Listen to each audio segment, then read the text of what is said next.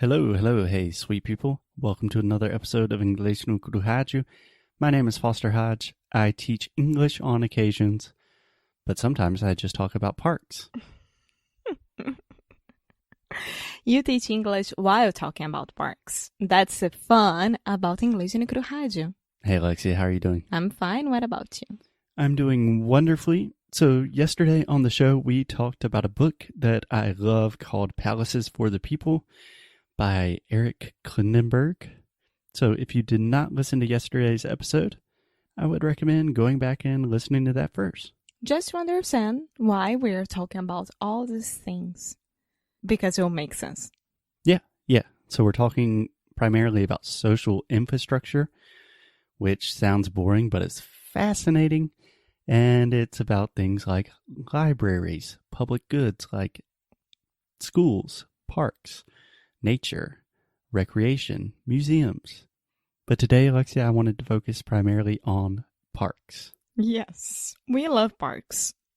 I love parks. We love parks a lot. Yeah, a general rule in my life, if you don't like parks, I probably don't like you.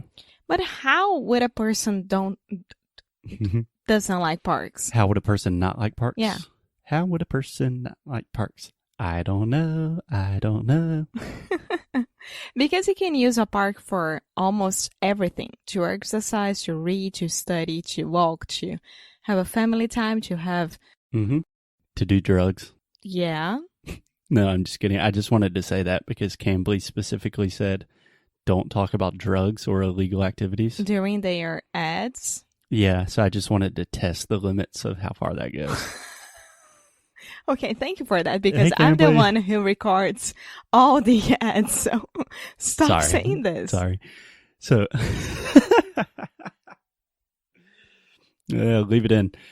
So, Alexia, do you have an example of a park that you really love? Yeah, I have 3 examples. Okay, hit me with the first one.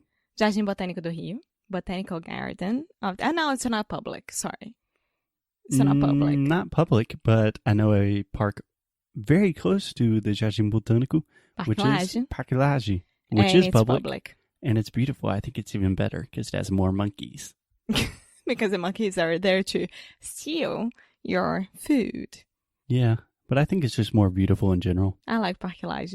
But, okay, let's do this right. I simply love that park that we went in Raleigh. Mm-hmm. That had a huge lake. Do you remember that we saw a puppy running with a family? Yeah. And it was during fall. I remember that. Right. Starting winter, because we ran from Raleigh because of the winter thingy that it was happening. Oh, there was a winter storm? Yeah. Yes. So do you have one more park that you want to mention before I give some comments? Yes, of course. And Serralves? I'm thinking about but it's paid. Yeah, but we're just talking about parks in general. Okay, Serralves is amazing, of course. A park and estate in Portugal that we love. A state? An estate, like a piece of land owned by a person. Okay. And Parque da Cidade from Porto as well, which is the biggest urban park of Europe. Yeah, I think those are all wonderful examples of parks. So, Alexia, in your opinion, what makes a park a good park? Empire State Mountain. That's a park from Greenville, South Carolina. You have to be a little bit more specific, Alexia.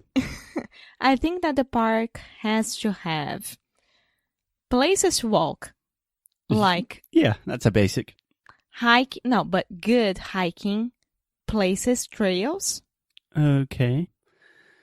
I somewhat disagree with that. Why? Because I am thinking, for example, there's a park near where we stayed in Porto that is called Parque Jaguar, something like that. But that's a plaza. I would consider this a park because, number one, I think it actually says park in the name. But number two, I'm just talking about a green space where people can sit, they can read, It doesn't have trails, but you can walk in the trees. There are a bunch of people walking their dogs. There are people interacting, a lot of social interaction. Okay, I disagree with that. I think there is a difference between a plaza, good plaza, and a park. A park for me would be like Serra Alves or Palisade Mountain in Greenville or Parque da Cidade. And not, that's a plaza, amor. Okay. So I was not expecting to have a disagreement about parks and plazas, but I think that's a good discussion for another time. So today, let's just focus on natural parks. Okay. In Alexia's definition of what is a park in quotations. Thank you. So you're talking about a place fully in nature where you probably have trails to walk, you have lakes, you have a lot of trees. Just like Parque Ibirapuera in São Paulo. Okay. So why do you think that is a valuable thing for the people in the city, for society? Because, okay, let's take São Paulo as an example because most of the people who are listening to us are from São Paulo. Mm-hmm. Most people. I was looking at you trying to see if I got it right. You guessed. It was wrong. Yeah. Good try. So Parque Ibirapuera, it's amazing. It's in the middle of the city that you can like escape from that craziness of the traffic, of life, of work, and just go there and relax and do some exercises or read or talk to people or being a part of a book club or a CrossFit thing or whatever you want to do. Yeah. So you mentioned a lot of different benefits. I would say that it's like a good escape from life, you know, like from work and from the things that you need to do. Yeah. The two words that come to my mind are refuge and sanctuary. Okay. Kind of like, a place of refuge, a place where you can rest, rejuvenate, revive yourself, really reset. A lot of re's. So you were talking about a few things. First, an escape in nature. I think that's so important, just having green space. I was reading recently, I don't remember where I read this, but just spending 15 minutes a day in nature, in true like green space with trees and in Brazil, monkeys and chickens. But that can do more for improving depression and anxiety than traditional medications for depression and anxiety. Yeah. I think that we forget to do that because we are so focused on what we should do for work that we don't take care of us.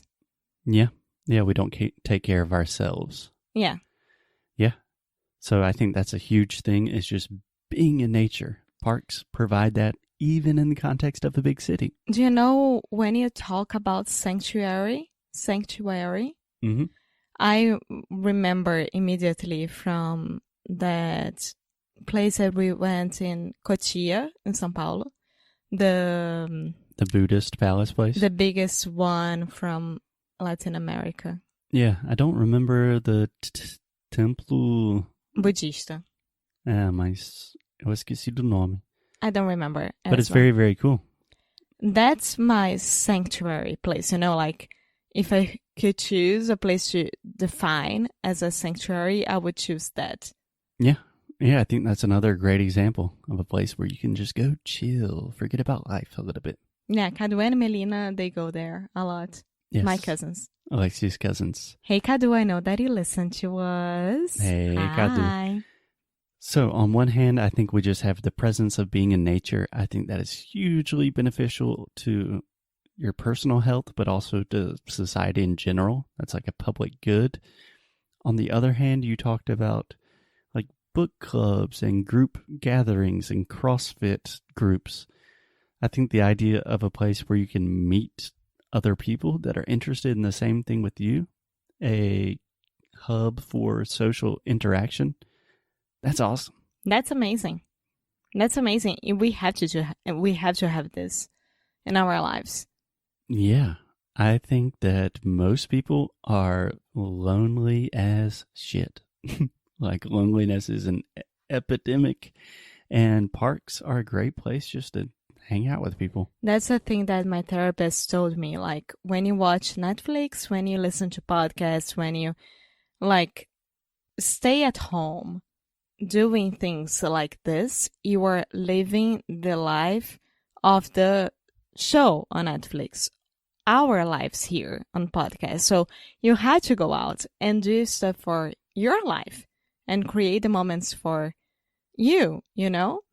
And she always says that to me, like, go out. She always says, go out, do stuff, and try this, try that. And I think that everyone should do that. Absolutely. I 100% agree. I think it's easier said than done.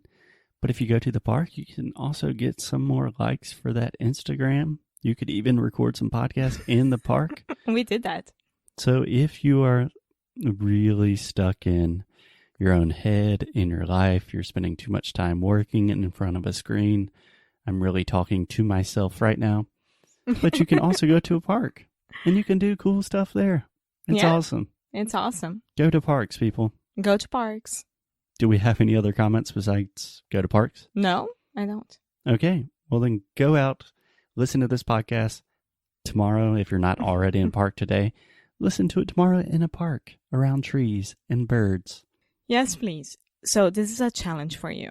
Tomorrow, you have to listen to our episode in a park. Yes. If anyone sends us a picture or a message or an email of them listening to Inglês no Rádio in a park, we will do something special for you. Okay, perfect. I like that. Okay. We will see you guys tomorrow. Bye. Muito obrigada por ter escutado mais um episódio aqui do Inglês Necro Rádio. É muito bom ter você juntinho assim de nós. Faz muito, muito carinho no nosso coração, digamos assim. Então você que está interessado em saber mais sobre os nossos produtos e saber mais sobre a gente, o que a gente oferece para vocês em relação a estudo, a challenge, a curso, vá lá no inglesnecro.com e você pode ver mais sobre as worksheets, por exemplo. Yeah. If you want to really improve your English, if you want to learn more about the ways you can do that and just connect with us on a deeper level, go to inglesnocru.com. And as always, keep up the good fight. And lose well. See you guys tomorrow. Bye.